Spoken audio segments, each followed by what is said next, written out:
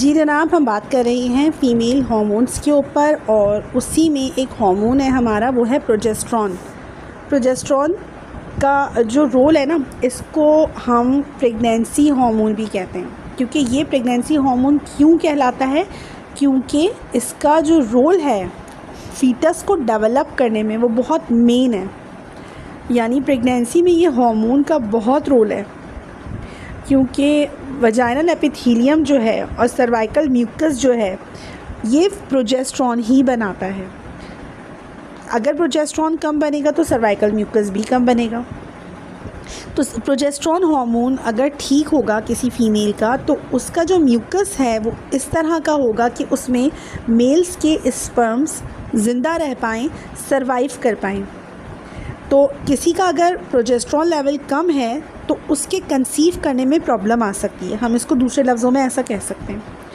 तो ये जो हार्मोन है ये प्रेगनेंसी से रिलेटेड हार्मोन है, इसे हम प्रेगनेंसी हार्मोन भी कहते हैं। और प्रेगनेंसी में क्या है, ये बढ़ जाता है। और अगर ये नहीं बढ़ा तो ये क्या करेगा, कॉर्पस लूटियम बनाएगा और मेंसेस हो जाएंगे। और अगर प्रेगनेंसी हो गई तो ये हार्मोन जो है ये बढ़ जाएगा।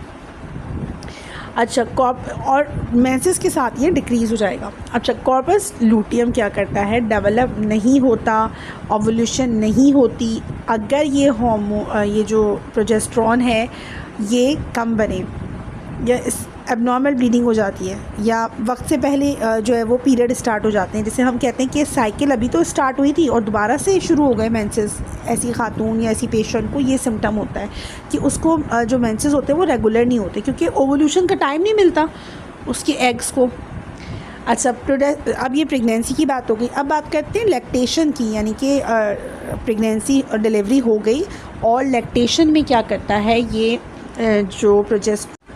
ये प्रॉपर बनता है और जो इनहिबिट कर देता है प्रेगनेंसी में लैक्टेशन को। यानी अगर एक औरत प्रेग्नेंट है और उसके अंदर दूध बनना शुरू हो गया है, जो हमल के 6ठे महीने के बाद से स्लो स्टार्ट हो जाता है, लेकिन दूध का बाहर आना कब होता है, बहुत कम अमाउंट में बाहर आता है, लेकिन जो फ़्लो होता है वो डिलीवरी के बाद होता है। तो ये जो प्रोजेस्टेरॉन है उस टाइम पे बहुत वर्क करता है। उसके अलावा प्रोजेस्टेरॉन जब ईस्ट्रोजन के साथ मिलता है तो फीमेल फेस के ऊपर जो स्किन होती है उसको इलास्टिसिटी देता है। यानी कि हम ये कह सकते हैं कि मेनोपॉज के अंदर जब ईस्ट्रोजन नाम का हार्मोन कम होता है तो ये प्रोजेस्टेरॉन उसके साथ मिल नहीं पाता, और जो रिंकल्स होते हैं ऐसी फीमेल्स के ऊपर वो ज़्यादा देखने को मिलते हैं, स्किन ड्राई देखने को मिलती है। तो प्रोजेस्टेरॉन ओवरऑल फ़ीमेल की हेल्थ के ऊपर, उसकी स्किन के ऊपर, उसके म्यूकस के ऊपर, जो उसका वजाइनल म्यूकस है उसके ऊपर, मतलब सब चीज़ों के ऊपर बहुत अच्छा वर्क करता है। एक औरत को प्रेगनेंसी कंसीव करने में बहुत हेल्पफुल होता है।